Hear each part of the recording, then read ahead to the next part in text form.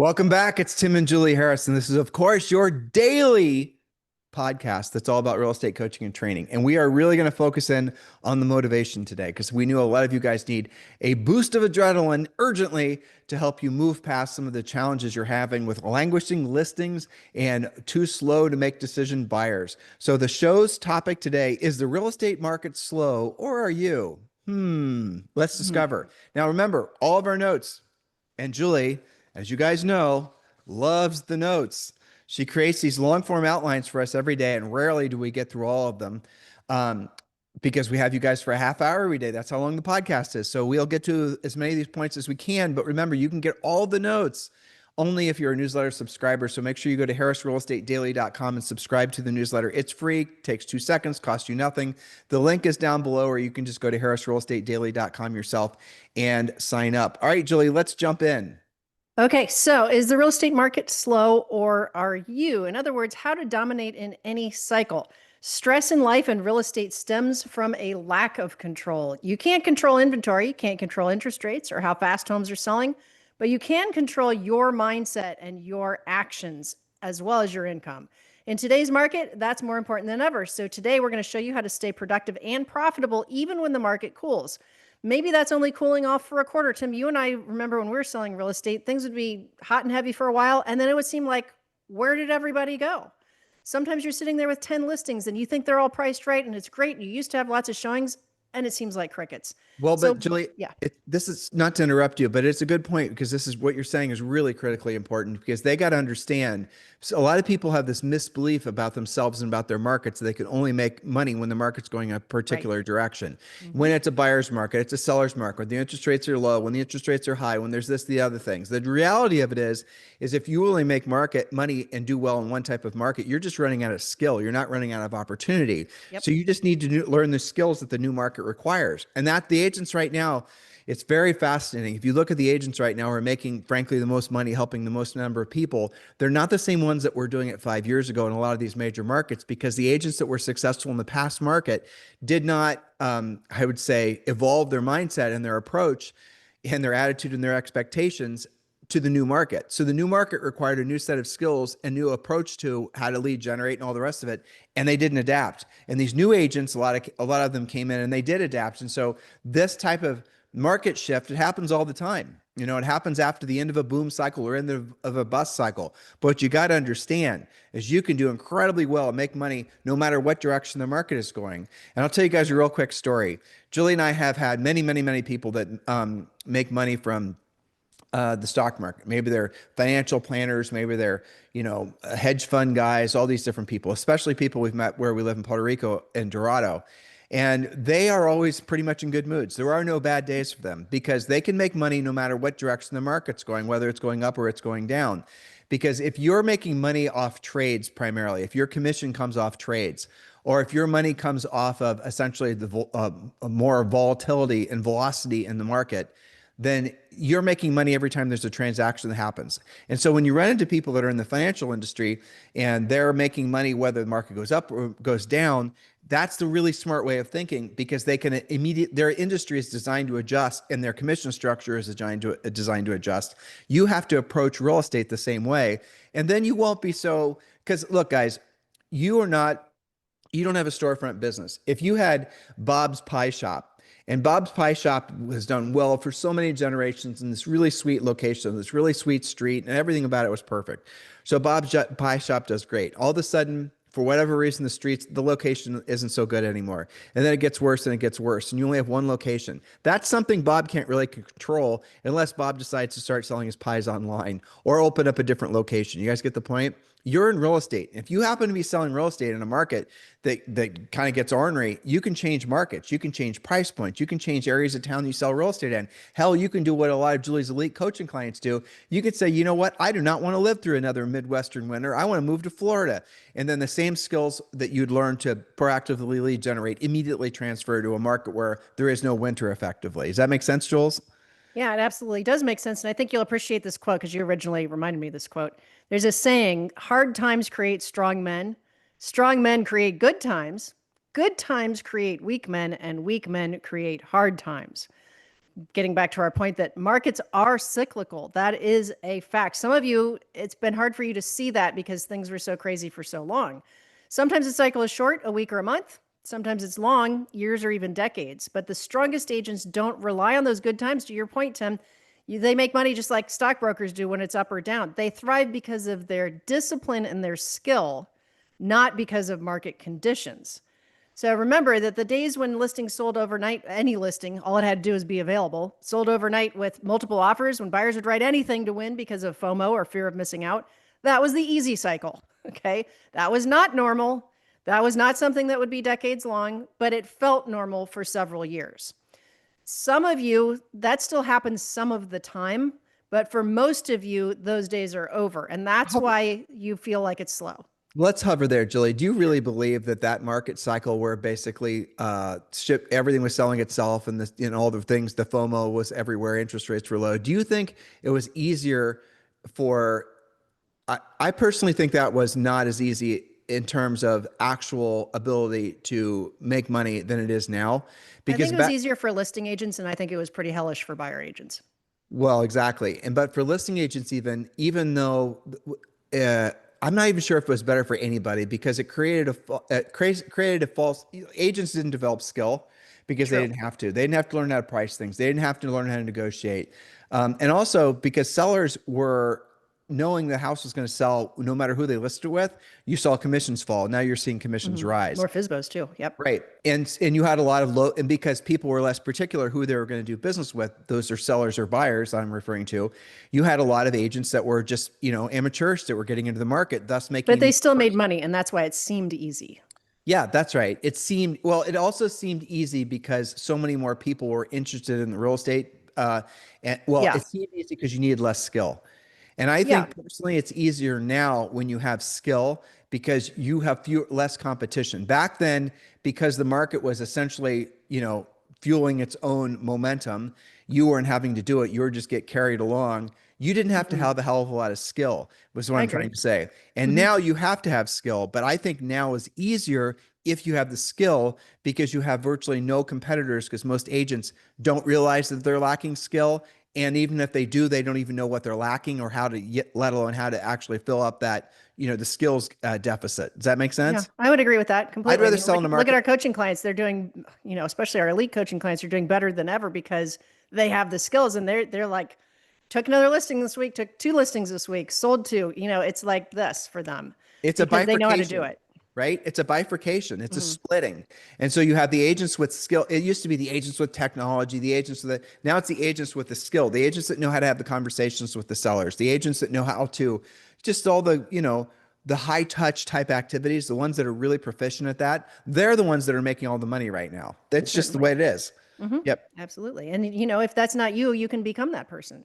Sure. So official point number 1, that was just ramp up to point number 1, is to own your results. If it's meant to be, it's up to me. This means that you cannot hinge your business on mortgage rates, who's president, if the market's hot or not, how you feel today, what somebody said on the news, whether you're young, old, new, experienced, inexperienced, none of these things matter. So you can't be running your business on that, which leads us to what you can run your business on. And that's point number 2, focus on consistent dollar productive action. Most important word there is consistent, because big wins do feel great, but they're random, especially if you don't know how you got them. So sustainable income comes from those predictable habits and skills. And sometimes that may be, even for our top, maybe especially for our top producers, that could be boring, right? Lead generation, your most important job, that's never going to go away. Furiously fast lead follow-up, or better yet, just answer your phone in the first place. Pre-qualifying, presenting, negotiating, and closing. These are the things that make you money in real estate. Everything else is superfluous. So focus on the right things. Go ahead. But Jules, if they get good at those are only 6 activities. If they get really good at those 6 activities, Julie always slips in furiously fast lead follow-up. Because I know they don't always answer their phone. That's why. Well, I know, but I mean, really, yeah, she's right. Obviously, if you're not, but really what the point of it is when a lead shows up in your life, and most of the leads show up in your life, they're going to be buyer leads. You've got to assume until they prove otherwise that they're actually that they don't have a house to sell. You have to treat all your buyer leads as if they have listings. Use our pre-qualification script. We help you do that. The best time to find out if your buyer is actually also a seller is on that first contact. Just use our scripts and it'll be easy. The conversation will completely flow and be organic. But what you want to do is you want to have those meaningful conversations like when you first come immediately. And the idea that you guys can drip on them and have the CRM do the work and nurture them and all this other stuff. If your leads are not immediate leads, if after you use our pre-qual scripts, if these guys are not ready to transact within, say, 90 days or 120 days or less, the idea that you can drip on them and nurture them and all the rest of it, and then they'll raise their hand sometime when they're ready to buy or sell real estate, that's not true. There's so little results from long-term drip campaigns. They're actually not even worth doing.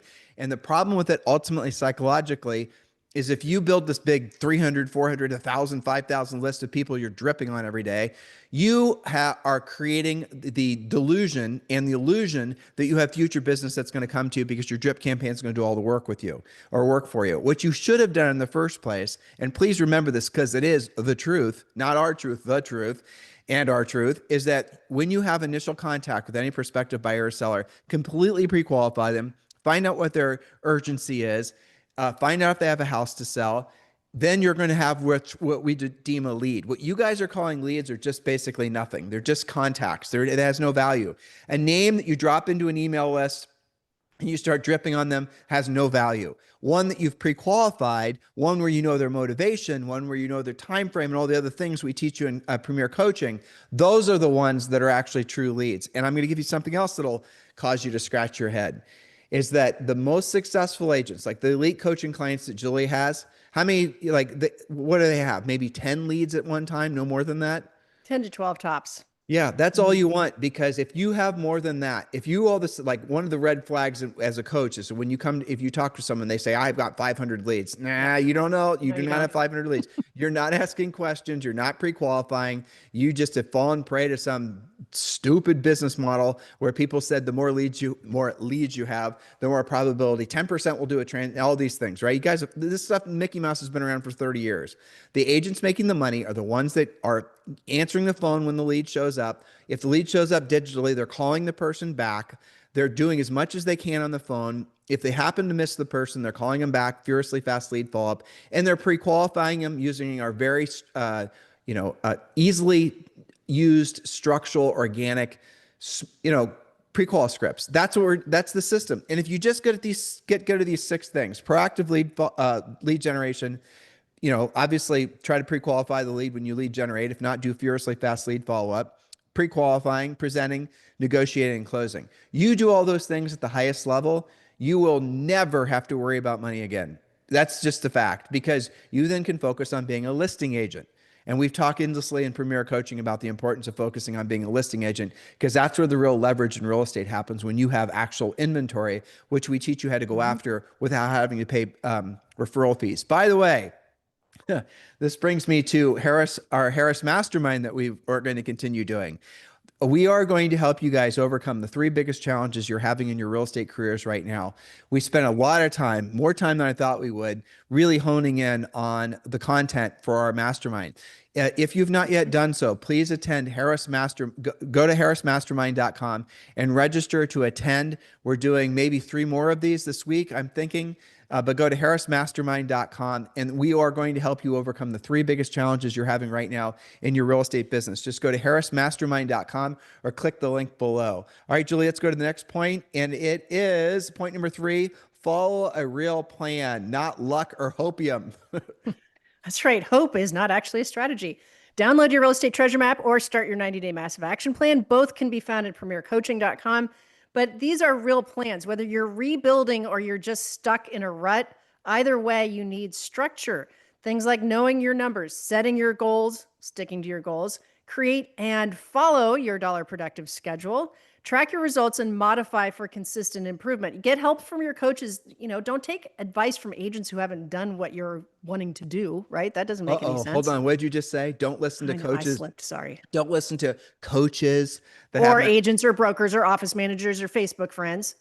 who Yeah. haven't done what you're trying to do. That doesn't make any sense. And don't just assume because they talk like they know what the hell they're talking about on YouTube that they know what the hell they're talking about, because there is absolutely a bunch of guys, mostly men, few women, on YouTube who call themselves real estate coaches. That if you just did a tiny bit of research, you'll discover that most of them have never sold real estate before, and most of them have never sold real estate at a high level. And No. they're trying to sell you into their easy whiz bang, shiny object type gimmick, and you are smarter to believe that than to fall for the, to be a victim of that type of thing. These guys come in the market every spring, every summer, and they leave by the fall, and then they come back again with some other new widget in the spring again. That's going to be taking advantage of agents. And look, I get it. I mean, no agent wants to hear the truth about real estate. And here it is. If you want ever increasing levels of success in your business and personal life, you have to do what you don't want to do when you don't want to do it at the highest level. You have to do what you don't want to do when you don't want to do it at the highest level. That's a hard pill to swallow. And I get it. I get why you guys would want to go for the easy button and, oh, you never have to do the, proactive lead generation, also known as prospecting. You never have to actually talk with people. You can drip on them. You can blah, blah, blah, blah, blah. I get it. I get the appeal of it, but it's also a lie. And if you want to be successful in this business or anything in life, you got to really drill down and accept the fact that it's going to take a lot of damn work. It's going to take doing what you don't want to do when you don't want to do it at the highest level. All right, Julie, let's go to point number 4. Okay, point number 4 could be a longer list than what we have in the newsletter, but it sounds like this. Stop waiting and start leading. And listeners, you can make a list of all the things that you're waiting for. Don't wait for a past client to call you. I've had many coaching clients, as have you, Tim, that said, well, I don't really follow a plan. It's just, somehow it always works out that when I'm just about on my last dime, some past client will come, and that's not a plan. Stop waiting for that. Stop waiting for leads to follow you. Stop waiting for somebody from your drip campaign who you are called a lead along with your other 300 leads to look at some random email and call you and say, I want to see that house. Even if that were to happen, the house has probably already been sold a couple times between now and when you last talked to them. Stop waiting for the buyers to do your job. And matter of fact, the buyers are also in 5 other agents' drip campaigns. So, that is a Exactly, business. and possibly not even qualified. Okay. Exactly. Stop waiting for your listings to get more showings, listing agents who are frustrated because they didn't sell after 2 weekends and 20 contracts later. Stop believing that it's the house and it's not the market, okay? You have to be more proactive. You do have to have price reduction discussions. You do have to correct the negative feedback or adjust the price accordingly. Stop waiting for the market to just magically heat up. Well, Jules, so I know a lot of these guys are, what do I do if what is it? You created, this is 124 month. What's the plan? What communicating? 12-week seller communication plan. Thank you. 12-week seller communication plan. And that is part of Premier Coaching. And what Yes. is it, Julie? What's this 12-week seller communication plan? Well, it solves your problem of what do you say after the second weekend when it didn't sell. That's why you don't call them. That's why you hide out. That is also why you have 2 a.m. real estate night sweats. And why you get fired. And why you get fired. It's the what have you done for me lately list. And it gives you talking points that go beyond just what happened in the last showing. Things like, since we've been on the market, this is week 3 or weekend 3, since we've been on the market for 3 weeks, this house that used to be our competition reduced their price and sold instantly. And meanwhile, there's 2 more listings that we're competing against. I went ahead and previewed those for you, and I want to tell you about those. Well, it but more gives you what to talk about. Your 12-week seller communication plan tells them exactly what they should be doing every single day, every single week, Every week, for yep. 4 months. And what happens on, week 13, you start again at week. Well, it's almost in for sure price by that point. But yes, meanwhile, and here's the thing. You probably still are going to need to adjust the price, but you're far more likely to get a substantial price adjustment when you've actually been making an effort and talking to your sellers and informing them all the things that you have been doing to sell all the homes you normally sell. Because then they'll say, I know that I know it's not you. I know the market's been slow because you told me, you talked to the other listing agents and they said they hadn't had a showing in 3 weeks either. I know it's not you. Now, if you don't do these conversations, I guarantee you they're going to decide that it is you.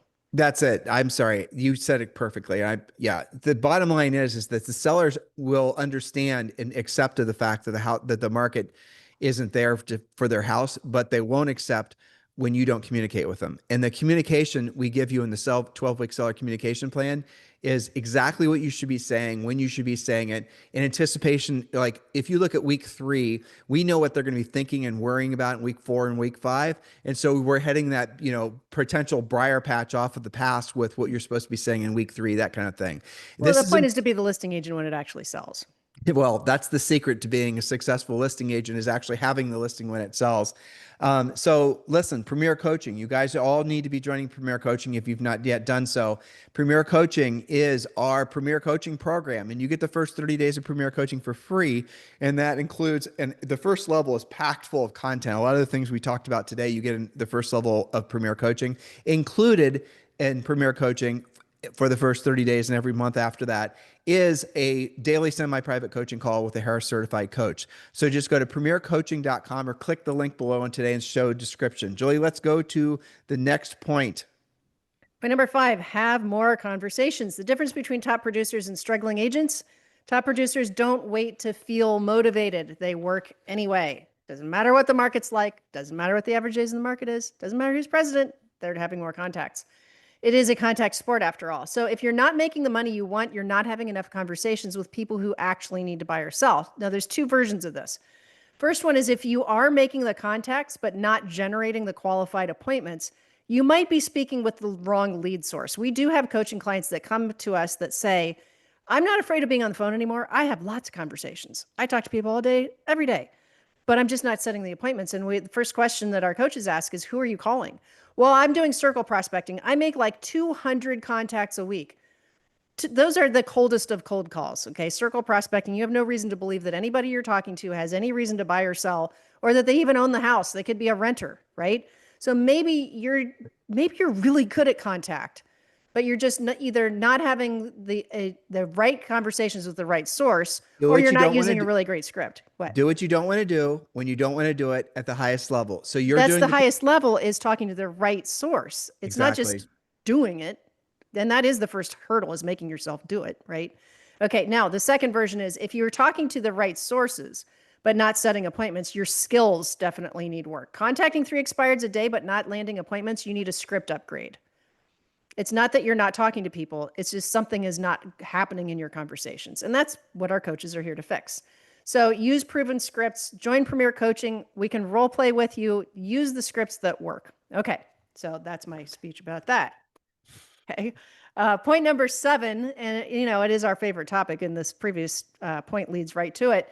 Speaking of talking to the right sources, expired math. Real world example. One of our Premier Coaching members in Michigan followed this exact plan and went from 0 listings to 5 in 45 days. What's her secret? She stopped overthinking and started following the 90-day massive action plan. Daily lead generation, consistent follow-up, and coaching accountability. So quick math. If you take and sell just 1 expired listing per month, based on the national average sale price of around $400,000 and a typical net commission of around $10,000, that's $120,000 a year from 1 listing source, 1 listing sold once a month. In other words, ignoring that fact and that expired math, you're literally leaving a minimum of $120,000 on the table. That's not, doing what I just described is not even a part-time job.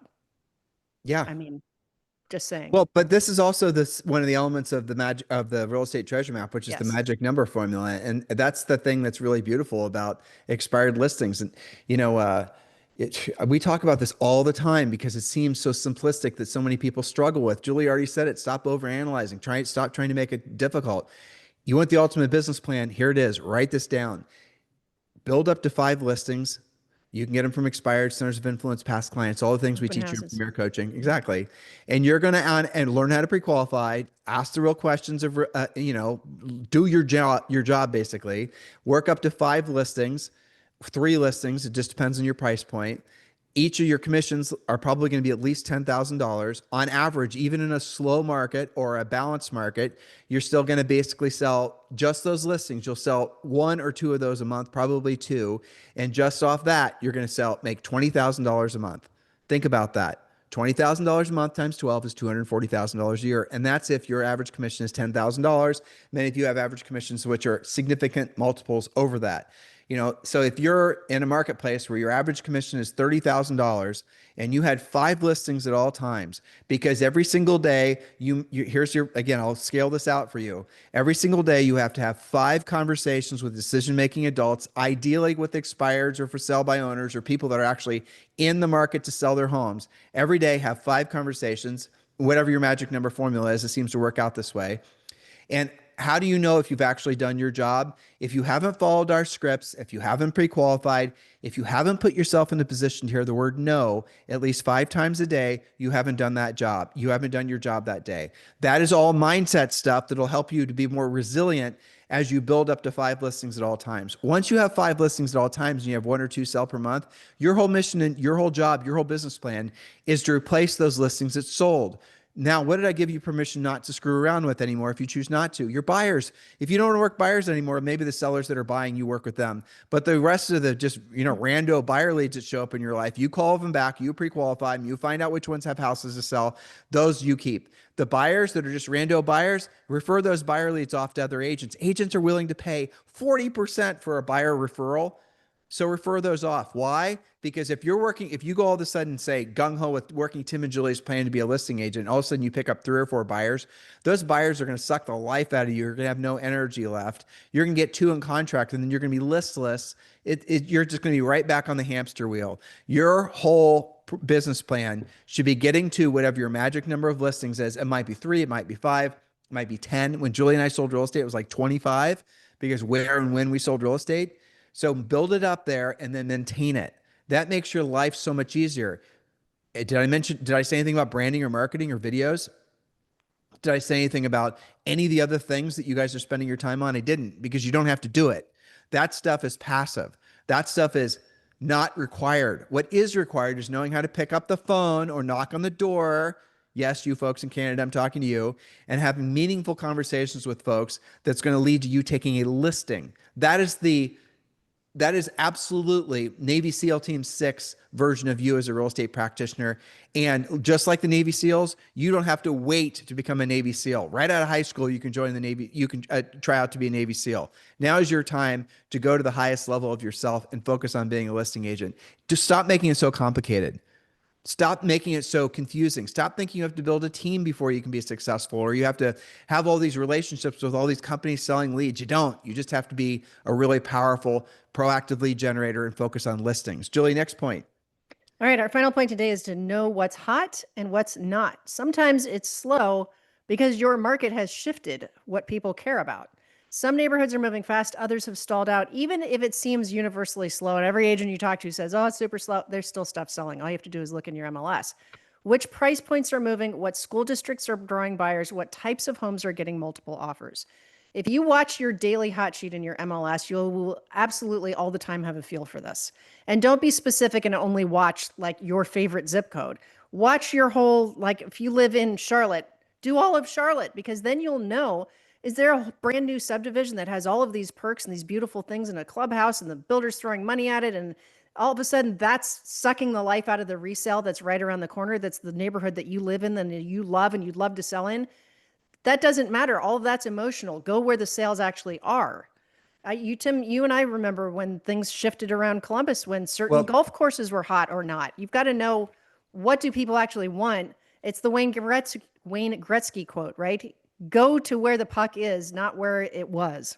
Well, this is something that you and I originally said. I thought we'd heard it someplace, and then I've since tried to have AI find the original source. And every time I ask for an original source, it says you and I. No. So, but this is something you and I discovered a long time ago, that the old saying of when the going gets tough, the tough get going is really crappy business advice.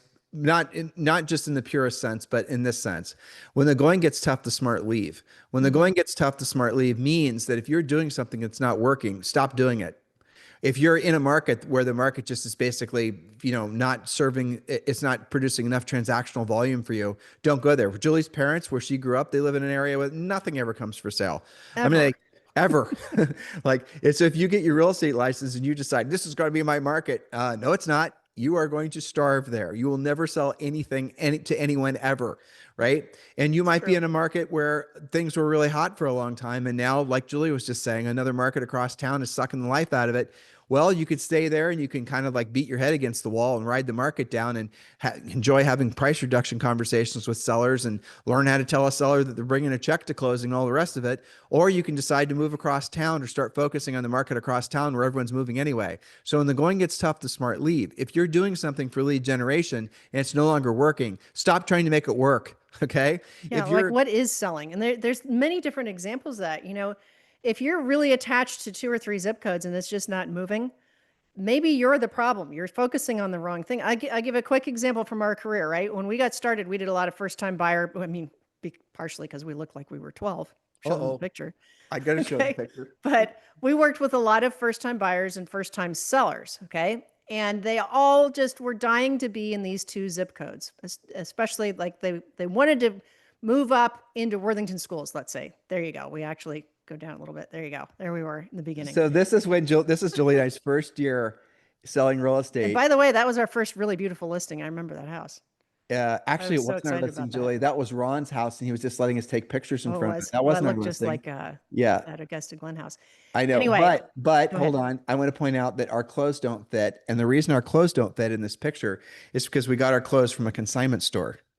Yes. Now you're forcing them to watch us on YouTube instead of just listen. Okay, now here I want you guys to do. I want to show you guys something. Oh Uh, boy, here we go. Okay, which version of Julie is prettier? Early No. 20s Julie or not early 20s Julie? Mm-hmm. This is You can this vote is on Tim too. this is this is Julie. This is Julie 30 years later.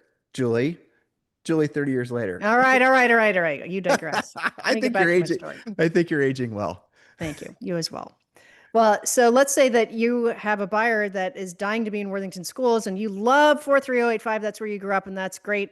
But here's the problem. There's hardly anything ever for sale there and it's pretty expensive. And you've got them on a drip system, but nothing ever pops up. And if it does, it's highly competitive and they're FHA and they can't afford that. So here's the thing. There happens to be a zip code that maybe you're not in love with called 43235 that has slightly not as great houses, but is still a starting point for a first-time buyer and gets them into the school district. Maybe they're not 100% in love with it, but it certainly beats renting. And in fact, in that zip code, they can get a 3-bedroom instead of a 2-bedroom. They can still get a 2-car garage.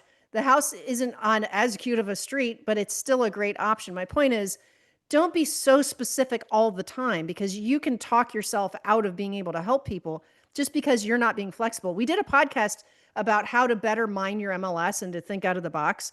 Sometimes it's slow, not because of anything except your zip code doesn't have enough to sell, So there you are. Yeah, that's it. I mean, so hopefully we've opened up your mind to the opportunity. We talk about this endlessly, and I'll mention this again because it's, I think, very, I would say of all the podcasts we've done in the last 2 years, one of the ones that I think I'm most proud of, dare I say, is the one you and I did on Make Housing Great Again. Oh, So yeah. you guys need to find that one. Make Housing Great Again. You can just hit the easy button, just go to Google and put Make Housing Great Again. The first if you want to feel better about everything, listen to that one. Exactly. If you want looking for motivation, looking for reasons to know with confidence that your best days in real estate and life are still ahead of you, just go and find our podcast. Hey, Julia, are you on your phone? Mm-mm. Go out here. I can't. What do you want? Do you want the name of it? No, I'll do it. Make Housing Great Again. I just don't. I don't know. Put in podcast or Harris podcast. No, you don't. Just put in Make Housing Great Again, Oh, and cool. we're all the results. There you go. Okay. So go and listen to Make Housing Great Again. We've done 3 versions of it. Try to get the most recent version. You can watch it on YouTube or just listen to it on iTunes or whatever. Yeah. And then get into it. Understand why you are in the right place at the right time. This is definitely the beginning stages of what will be the biggest real estate boom. It's going to last 25 years. It's going to be a generational thing, but the biggest real estate boom in the history of probably the world. Ooh, that sounds like a big statement, but it's true. Listen to the podcast and let us know what you think. In the meantime, thank you for keeping this #1 listened to daily podcast for real estate agents in at least the United States. Have a fantastic day. We'll talk to you on the show tomorrow.